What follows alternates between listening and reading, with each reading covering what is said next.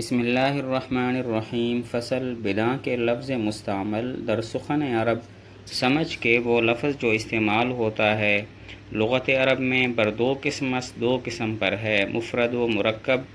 مفرد لفظ باشد، مفرد وہ لفظ ہے تنہا کے دلالت کند بر یک معنی کہ جو اکیلا ایک معنی پر دلالت کرے۔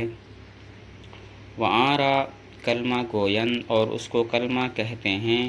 و کلمہ برسہ قسم است اور کلمہ تین قسم پر ہے، اسم چون رجل جیسے رجل ایک مرد، و فعل چون ضربا اور فعل جیسے ضربا اس نے مارا، اور حرف چون حل اور حرف جیسے حل اس کا معنی ہوتا ہے کیا، چنانکہ جیسا کہ در تصریف معلوم شدہ است صرف میں معلوم ہو گیا ہے۔ تو یہاں لفظ کی قسمیں بیان کی کہ لغت عرب میں لفظ کی دو قسمیں ہیں، نمبر ایک مفرد، نمبر دو مرکب۔ مفرد وہ لفظ ہے کہ جو اکیلا ہو اور ایک معنی پر دلالت کرے، مفرد کی وہ کلمہ بھی کہتے ہیں۔ کلمہ کی تین قسمیں ہیں، اسم، فعل، حرف۔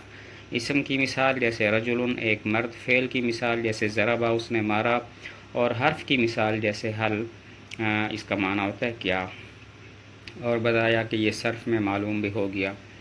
لفظ کی دو قسمیں ہیں، مفرد اور مرکب۔ مفرد وہ لفظ ہے کہ جو اکیلا ہو اور ایک معنی پر دلالت کرے، اس کو کلمہ بھی کہتے ہیں۔ کلمہ کی تین قسمیں ہیں، اسم، فعل، حرف۔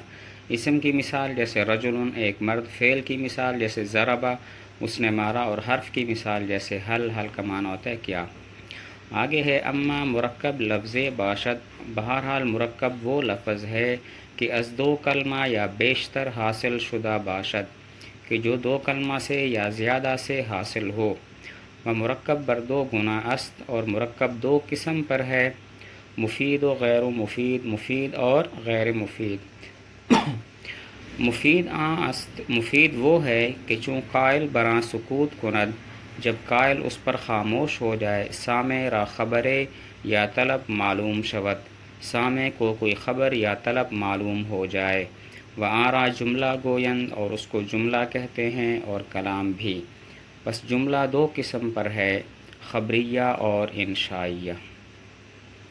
یہاں سے مرکب کی تعریف اور اس کی قسمیں بیان کی ہیں۔ مرکب وہ لفظ ہے کہ جو دو یا دو سے زیادہ کلموں سے حاصل ہو۔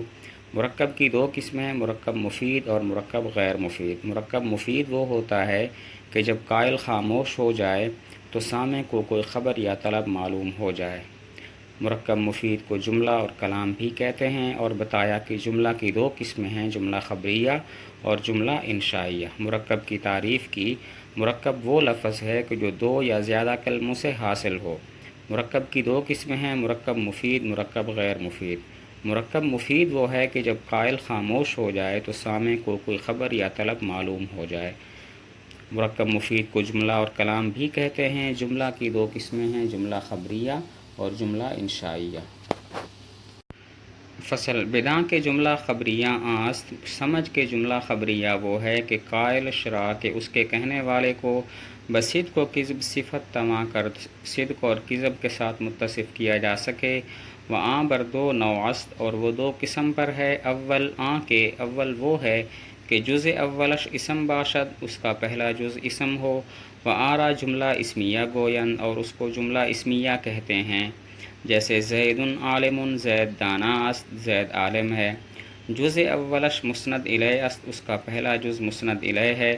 و آرا مبتدا گوین اور اس کو مبتدا کہتے ہیں۔ و جز دوم مسند است اور دوسرا جز مسند ہے۔ و آرا خبر گوین اور اس کو خبر کہتے ہیں۔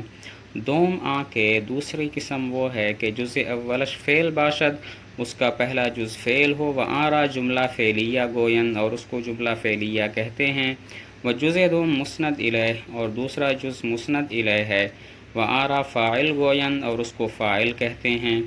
و بداں کے مسند حکم است اور سمجھ کے مسند حکم ہے۔ و مسند الیہ آنچے برو حکم کنند اور مسند الیہ وہ ہے کہ جس پر حکم کیا جائے۔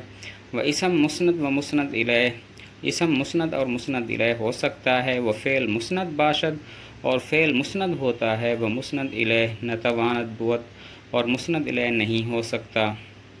و حرف نہ مسند باشد اور حرف نہ مسند ہوتا ہے، و نہ مسند الیہ اور نہ مسند الیہ ہوتا ہے۔ اس فصل میں جملہ خبریہ کی قسمیں بیان کی کہ جملہ خبریہ کی تعریف اور اس کی قسمیں بیان کی۔ جملہ خبریہ وہ ہوتا ہے کہ اس کے کہنے والے کو سچا یا جھوٹا کہا جا سکے۔ جملہ خبریہ کی دو قسمیں ہیں، جملہ اسمیہ، جملہ فعلیہ۔ جملہ اسمیہ وہ ہے کہ اس کا پہلا جز اسم ہو، جیسے زید عالم، زید عالم ہے، اس میں پہلا حصہ زید جو ہے وہ اسم ہے۔ تو جملہ اسمیہ کے پہلے جز کو مسند الیہ اور مبتدا کہتے ہیں، اور دوسرا جز مسند ہوتا ہے اس کو خبر کہتے ہیں۔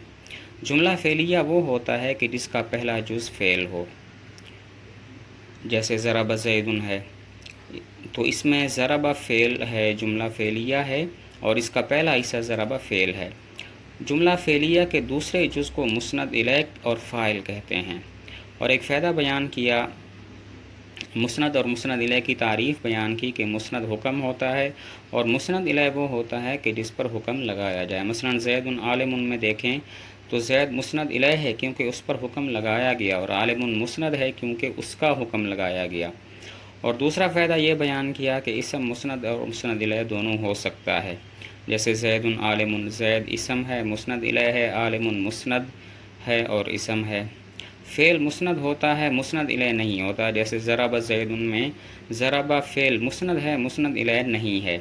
اور حرف نہ مسند ہوتا ہے نہ مسند الیہ، جیسے زید فی الدار میں فی جو ہے وہ نہ مسند ہے نہ مسند الیہ ہے۔ تو اس فصل میں جملہ خبریہ کی تعریف اور اس کی قسمیں بیان کی۔ جملہ خبریہ وہ ہے کہ جس کے کہنے والے کو سچا یا جھوٹا کہا جا سکے۔ جملہ خبریہ کی دو قسمیں ہیں، جملہ اسمیہ، جملہ فعلیہ۔ جملہ اسمیہ وہ ہے کہ جس کا پہلا جز اسم ہو، جیسے زید عالم، زید عالم ہے، اس میں زید جملہ اسمیہ کا پہلا جز زید اسم ہے۔ اور جملہ اسمیہ کے پہلا جز مسند الیہ ہوتا ہے، اس کو مبتدا کہتے ہیں، اور دوسرا جز مسند ہوتا ہے اس کو خبر کہتے ہیں۔ جملہ فعلیہ وہ ہوتا ہے کہ جس کا پہلا جز فعل ہو، جیسے ضرب زید، اس میں ضرب زید جملہ فعلیہ ہے اور ضرب پہلا جز ہے جو کہ فعل ہے، اور اس کے دوسرے جز کو مسند الیہ اور فاعل کہتے ہیں۔ ضرب زید میں زید مسند الیہ ہے اور فاعل ہے۔ دو فائدے بیان کیے، ایک تو مسند اور مسند الیہ کی تعریف۔ مسند حکم ہوتا ہے، مسند الیہ وہ ہوتا ہے جس پر حکم لگایا جائے، جیسے ضرب زید یا زید عالم، اس میں عالم مسند ہے، اس کا حکم ہے، اور زید مسند الیہ ہے، اس پر حکم لگایا گیا ہے۔ اور دوسرا فائدہ یہ بیان کیا کہ اسم مسند بھی ہو سکتا ہے، مسند الیہ بھی، جیسے زید عالم، اس میں زید اسم ہے، مسند الیہ ہے، عالم اسم ہے اور مسند ہے۔ اور فعل مسند ہوتا ہے، مسند الیہ نہیں ہوتا، جیسے ضرب زید، اس میں ضرب فعل ہے اور مسند ہے، مسند الیہ نہیں ہے۔ اور حرف نہ مسند ہوتا ہے اور نہ مسند الیہ ہوتا ہے، جیسے زید فی الدار میں فی حرف ہے جو نہ مسند ہے نہ مسند الیہ ہے۔